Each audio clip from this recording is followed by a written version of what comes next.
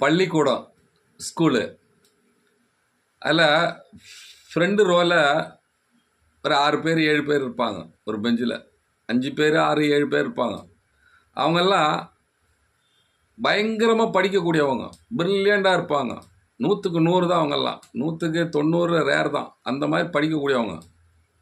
பிடி பீரியடில் கூட விளையாட மாட்டாங்க அவங்க. அப்போ கூட ஏதாவது எழுதிக்கிட்டு படிச்சுக்கிட்டே இருப்பாங்க. படிப்பில் கவனம் செலுத்திகிட்டே இருப்பாங்க. வேறு எதுலேயும் அவங்க கவனம் செலுத்த மாட்டாங்க. அந்த மாதிரி ப்ரில்லியண்ட்டாக இருப்பாங்க. அவங்க படிச்சுட்டாங்கன்னா அதில் ஒரு சிலர் பயங்கர லிஃப்ட் ஆகிடுவாங்க. ஒரு சிலர் வந்து படிச்சுட்டு அதை பயன்படுத்த தெரியாமல் கீழே இருப்பாங்க.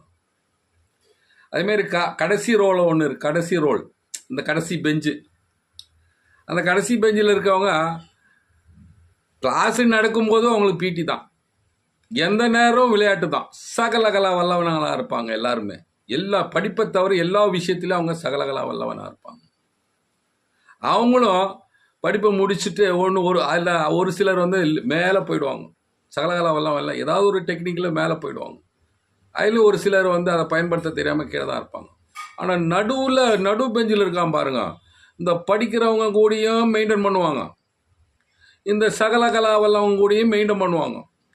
இது ரெண்டுலேயும் சேர்ந்து இவங்க பயங்கர பிரில்லியண்ட் ஆகிடுவாங்க. அதில் அவங்க நடு பெஞ்சில் இருந்தவங்க ஃபெயிலியர் ஆன சரித்திரமே கிடையாது. ஏன்னா அவங்களுக்கு கல்வியிலேயும் அவங்க உடன்பாடு அதிகமாக இருக்கும், சகலகலா வல்லவங்க கூடயும் உடன்பாடு அதிகமாக இருக்கும். அவங்க தாங்க இன்றைக்கி பிரில்லியண்ட்டாக இருக்காங்க.